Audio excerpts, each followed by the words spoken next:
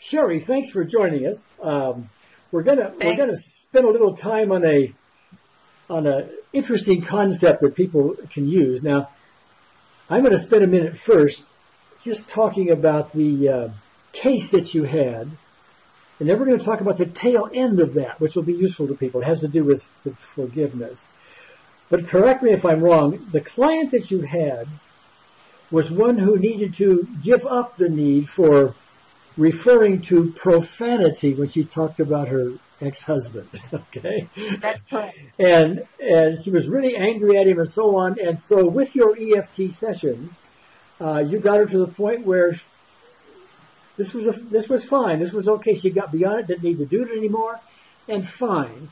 And to most EFTers, that is a success, if you will. And they'll just quit there, and that's okay to do that. But you went a step further. You asked a question, and let's start with that. Go ahead. I asked her if she had come this far, would she be willing to go a step further in the healing process? And she said? And she said, "Oh, Lord, I know you want me to forgive him, don't you?" Well, yes, and that's a biggie. That's a biggie for lots of clients. But it's because, I think, they equate the word forgive with condone. That Yes. is, if I forgive him, I'm saying what all that he did was okay, and Right. and I really can't do that. So we're talking about forgiveness in a different kind of way. It's more like understanding, Yes. But that's me talking. Why don't you go ahead with what you were talking about, how you did the session, and so we can have the people listening in, get a pointer or two. Well, I explained just that. I said forgiveness does not mean that we condone his behavior by any means. It's just a way to look at what happened from a higher place, from a different perspective, so that you have a different, higher understanding of things. Sure. So that you will be at peace. Because when we were done with our session, she still thought of him as a jerk and all the other names she was calling him. She just had no need to refer to him that way, but she still thought of him that way. Sure. And so I knew sure. she was not at peace. So I said, let's take this a step further if you're willing.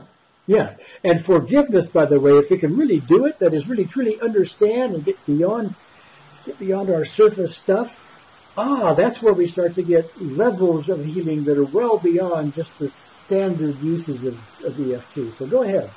Yes. So she said she would be willing. And that's very important, to be willing to look at something from a higher place. Sure. So we proceeded, and I asked for details. Not so much about the indiscretions or what he did. I wasn't interested in that. Hold on a minute. I got her to a place where she felt no need to use profanity in her references to him, but she didn't see him any different. Her behavior had changed, but she still thought of him as that jerk that cheated on her. So I said, as long as we are thinking of him like that and we are seeing him like that, you will not be at peace. And that's where we need to get. Yeah, and that's a really important thing to get to here, because this kind of, on the surface, all was well with the EFT. She doesn't have to, she has no need to use the profanity anymore. But underneath, Right. We've got another level. And so you have an opportunity here to get underneath all of that and get another level of peace. I'm restating what you said, but I just wanted to emphasize it. So go ahead. Right. And so she said, I don't know if I can forgive. And I said, well, let's make sure we're clear on what forgiveness means.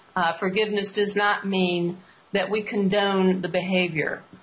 Forgiveness is, from my perspective, a higher way of looking at something, looking more deeply at why something may have happened and how it might not have happened to you, but rather for you. And she said, well, I don't know if I can do that, but I'm willing to. I'm willing to try. That's an interesting reframe because you just turned it, this thing's what happening to her rather than for her. And so the for her reframe puts her in a different mode, you know. Right. So anyway, go ahead. Right. So she told me that this was ex-husband number 3 that had cheated on her. And I said, by any chance, did ex-husband number 2 cheat on you? And she said, yes. And I said, I'm going to go out on a limb and guess ex-husband number 1 did the same thing. Yes. I said, well, the one constant, of course, is you. So let's perhaps look at what frequency you may be sending out to attract these gentlemen into your life who have treated you this way. And she was willing to go there. Yes, okay.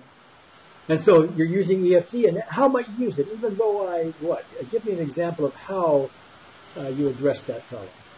Well, we had to tap first on even though I don't want to forgive, even though I don't think I can, I don't think it's possible. We had to do a lot of that. Even though I don't think it's possible, I'm willing to entertain the idea that I can see this from a higher place. Yes, so we got to that place. Yes, okay. And these are, generally speaking, global type approaches, not specific event approaches, but they're appropriate in a case like this. So go ahead. Right. And we did not look at any of the events, what any of these husbands had done, because that was not where I intuitively felt the healing was. I felt the healing was much further back in her life, where she first decided to come to the conclusion that she was not worth much, that she was not worth being loved by someone and not be cheated upon. And so I said, let's look at where this might have occurred. And she said, I know exactly what happened that caused me to come to this conclusion. Okay. And can you share that? I believe I can. She said when she was a very young child that she had been molested by someone she knew and trusted. Okay. Now we're in specific events. Right. Okay. And I said, this is the fire. The other events was the smoke, in my opinion. And we can chase smoke all day long and tap on all these events and collapse them. And I said, this is what's burning. And this is what I feel we really need to heal, which will then help put the smoke out in and of itself. Okay. So then you get down to this specific event, this early age molestation. You collapse that with EFT. Right. And do I understand that collapsed the whole issue, or was there more to go?